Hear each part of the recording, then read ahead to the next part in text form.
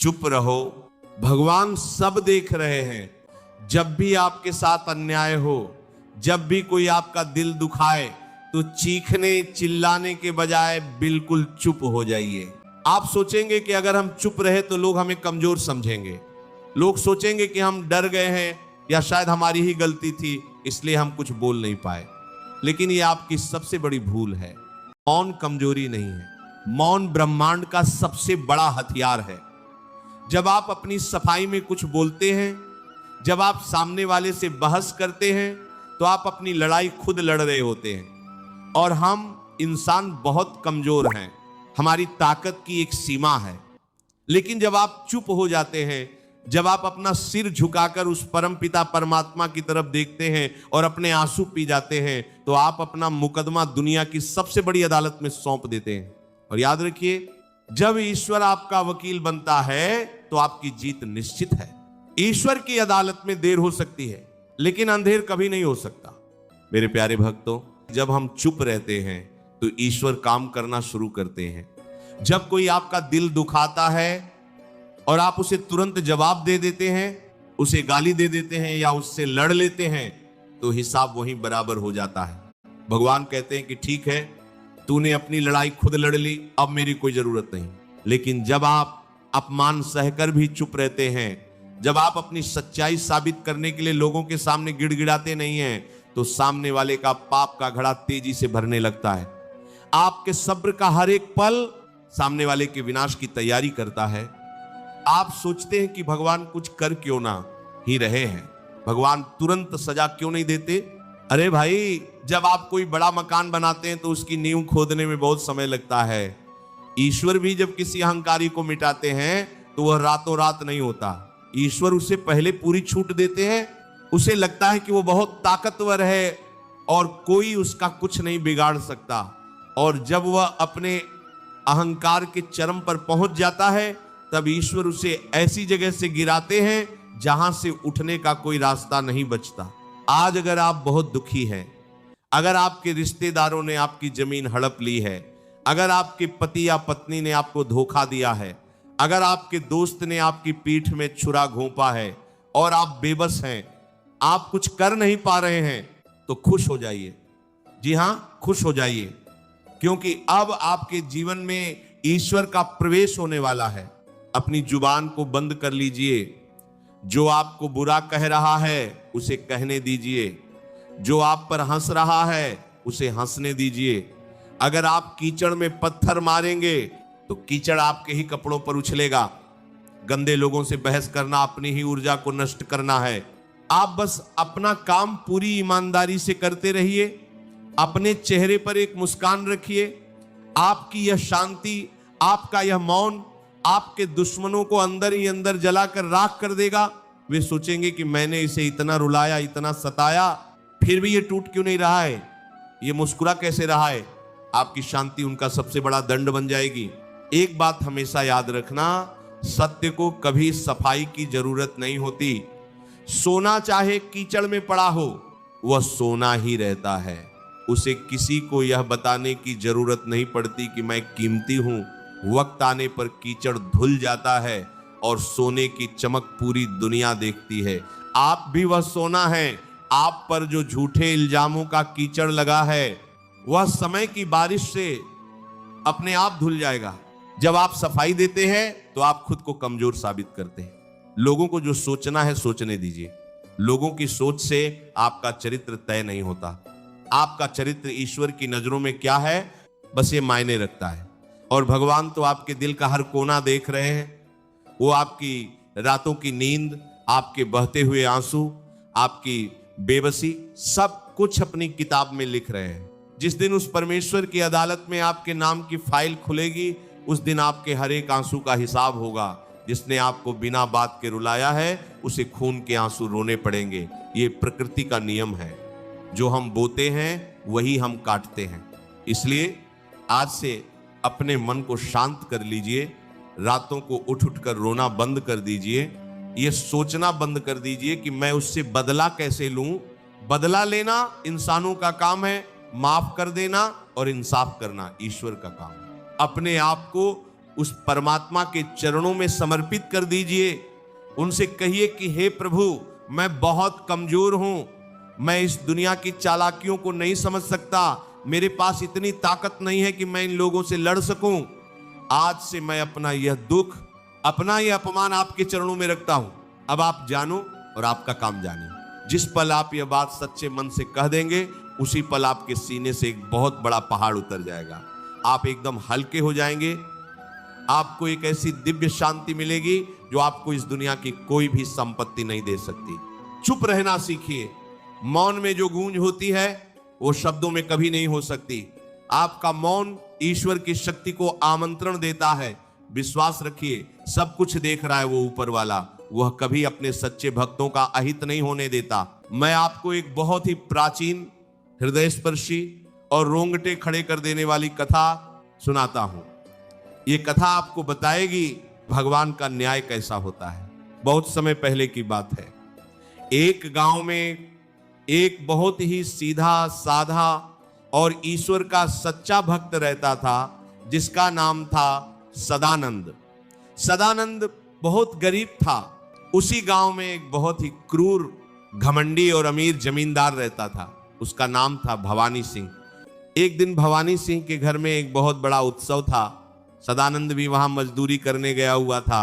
उसी शाम भवानी सिंह की पत्नी का एक बहुत ही कीमती सोने का हार चोरी हो गया। वह हार बहुत महंगा था। पूरे घर में खलबली मच गई। बहुत खोजबीन की गई, लेकिन हार कहीं नहीं मिला। भवानी सिंह का गुस्सा 7वें आसमान पर पहुंच गया।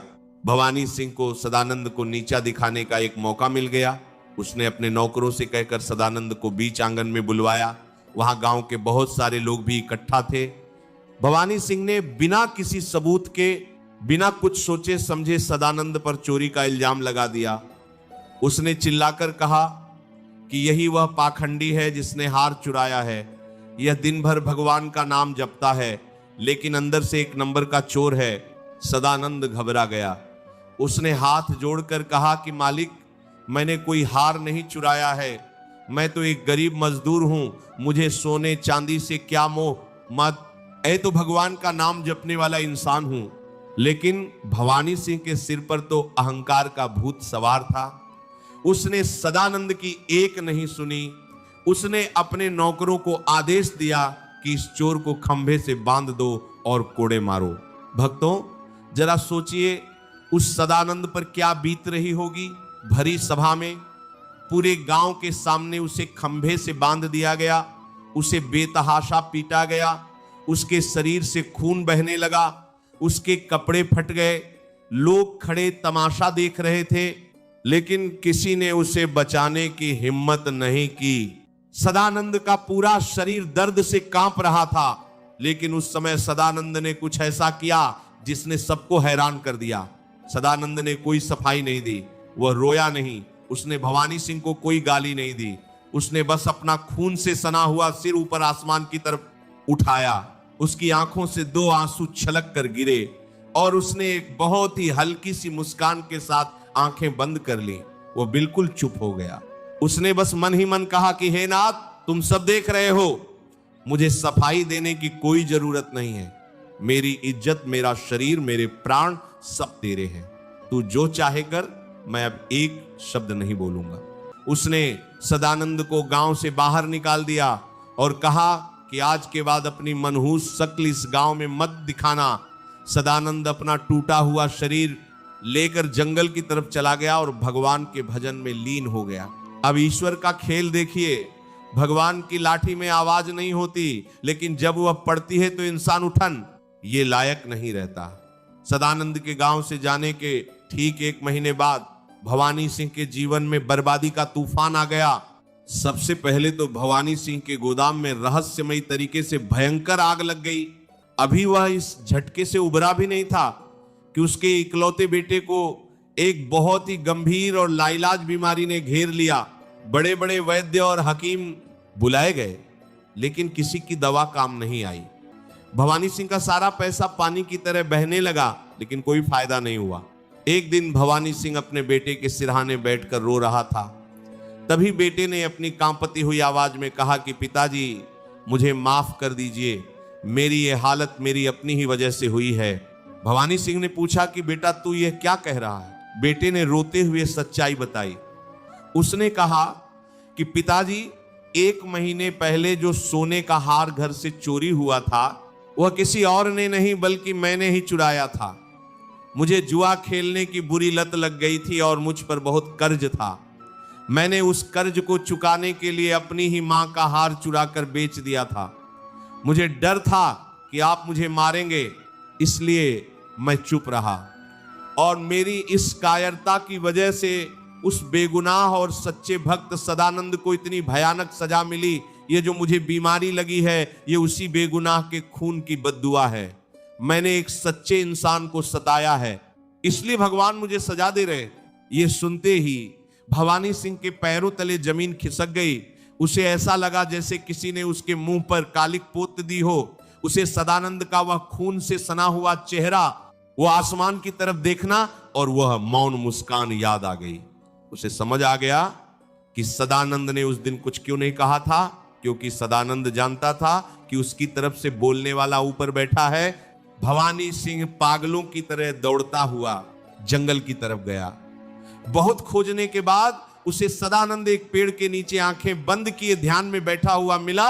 भवानी सिंह ही उस गरीब और फटे हाल सदानंद के पैरों पर गिर पड़ा। वह जोर जोर से रोने लगा और गिड़गिड़ाकर माफी मांगने लगा। उसने कहा कि हे महापुरुष, मुझे क्षमा कर दो, मैं अंधा हो गया था। मैंने तुम्हारे जैसे सच्चे इंसान पर झूठा इल्जाम लगाया। मेरी गलती की वजह से मेरा बेटा मौत की सांसें गिन रहा है। मुझे मेरी सजा मिल गई है। भगवान ने मेरा सारा घमंड चूर चूर कर दिया है। कृपया मेरे बेटे को बचा लो। सदानंद ने अपनी आंखें खोली। उसकी आंखों में आज भी कोई क्रोध नहीं था, केवल करुणा थी। उसने भवानी सिंह को उठाया और कहा कि मालिक, आप मेरे पैरों में क्यों गिर रहे हैं? मैंने तो उसी दिन आपको माफ कर दिया था। मैंने तो आपके खिलाफ मन में कोई बैर ही नहीं रखा। मैंने तो अपना सब कुछ अपने ठाकुर जी पर छोड़ दिया था। यह जो भी हुआ है यह आपके अपने कर्मों का फल है। मैं आपके बेटे के लिए प्रार्थना करूंगा कि वो जल्दी ठीक हो जाए। सदानंद के इस बड़प्पन ने भवानी सिंह को अंदर तक बदल दिया। वह एक क्रूर जमींदार से एक विनम्र इंसान बन गया। मेरे प्यारे भक्तों, इस कहानी से हमें क्या समझ आता है?